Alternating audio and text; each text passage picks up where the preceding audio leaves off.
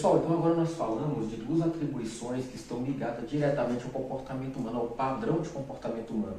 A questão da interação ligada à sexualidade e a questão do equilíbrio, né, que faz essa socialização se tornar harmônica e sem gerar tantos danos colaterais, que é o divino, né, que é a questão do divino, a atuação do divino, né, no psique, né, na intelectualidade, né, do ser humano. E então, Freud ele divide os pensamentos, né, a mente humana em três etapas, né, no ego, no superego e no id. O ego como o equilíbrio entre emoção e razão, o superego como a consciência moral e o id como impulso e desejos inconscientes. Agora veja bem, vamos fazer uma associação breve aqui. Digamos o seguinte, para você socializar com a pessoa, primeiro, esse aqui é o primeiro ponto de partida, o id.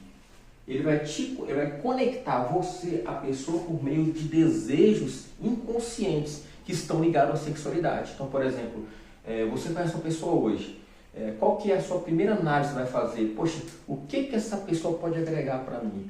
A princípio, esse conceito do interesse, né, de aproximação está ligado a algo sexual, a cunho sexual, mesmo que não seja ativo, né? Mesmo que eu não queira, a princípio eu não queira ter uma relação sexual com a pessoa, mas o vínculo de socialização está ligado à sexualidade. Então, ou seja, o que faz pessoas criar vínculos está ligado à sexualidade. Hoje em dia a sexualidade na sociedade é algo tão recriminado, né, por causa do conceito do superego, né? Nós vamos falar agorinha. Então, ou seja, é uma barbaridade você hoje em dia olhar no ponto de vista prático, né? Você dizer que, poxa, eu achei fulano bonito, fulano sempre vai estar ligado ao interesse.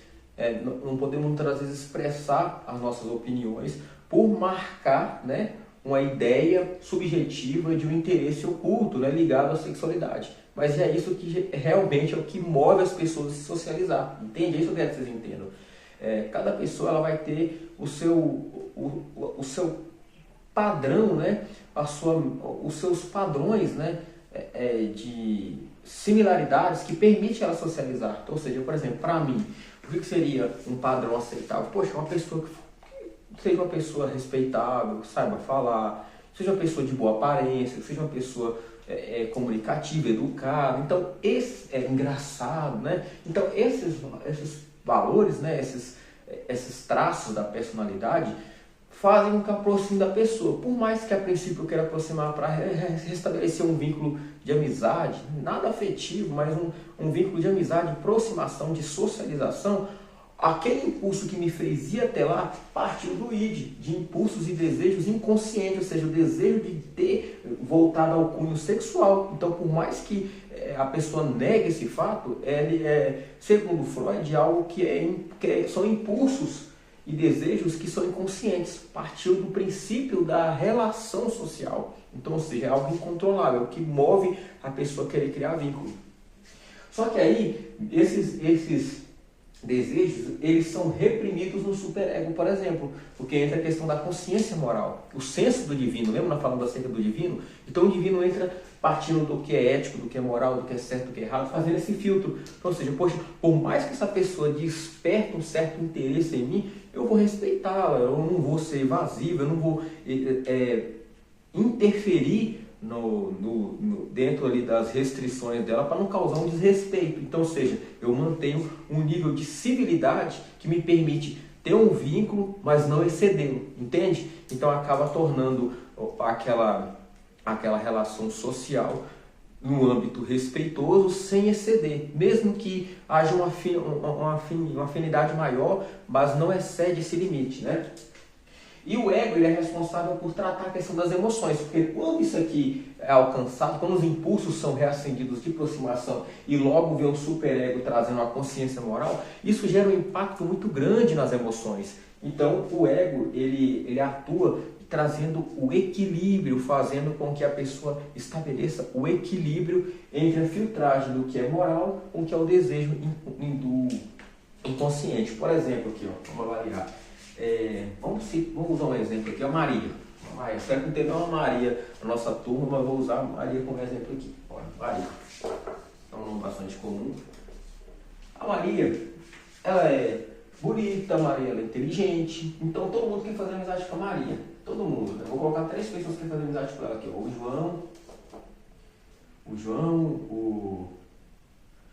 O Jorge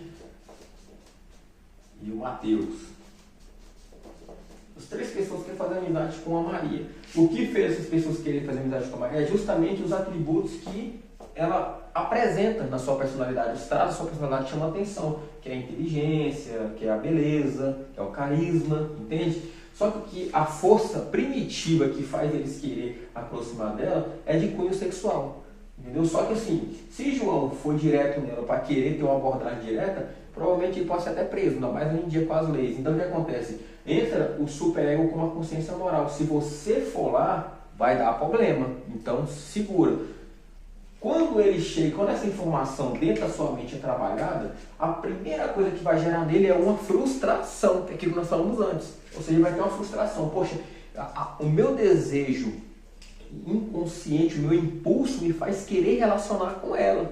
Só que o que acontece? Para mim chegar lá, eu vou estar infringindo uma regra moral. Eu vou estar correndo o risco de infringir uma regra civil da sociedade. Então, esse aqui acaba sendo aquela restrição direta, aquele bloqueio direto que impede ele de ir lá para fazer aquilo que seu impulso, né, inconsciente ou o seu desejo inconsciente, o que queria que ele fizesse. Então, para que houvesse um equilíbrio, para que essas emoções não ficassem disturbadas e acabassem causando transtornos emocionais ou transtornos psicológicos no João, aí era necessário que o ego atuar como sendo equilíbrio entre razão e emoção. Olha, você não vai lá, não é porque não quer dizer que você está restrito diretamente, mas não é assim, tem toda uma abordagem, ela tem que querer, vocês têm que se conhecer, se der certo, tudo bem, mas se não der, você precisa respeitar, entendeu? E assim vale para todos os outros, quando fosse um caso. Ou invertesse os papéis, colocasse dos nomes masculinos aqui e colocasse figuras femininas aqui como exemplo. É o mesmo sentido, entendeu? Então, ou seja, vendo por essa ordem, percebemos que aquilo que o ego não sabe equilibrar entre emoção e razão, vira frustração que desencadeia problemas, né? Pode desencadear problemas de percepção com a realidade. Então, ou seja, por que eu não posso? A mente começa a entrar em colapso. O ego não está atuando, está só preso na consciência moral. Por que eu não posso? Por que pessoas externas estão querendo impor as condições do que eu posso ou não fazer? Não, eu não vou aceitar, eu vou lá e vou fazer.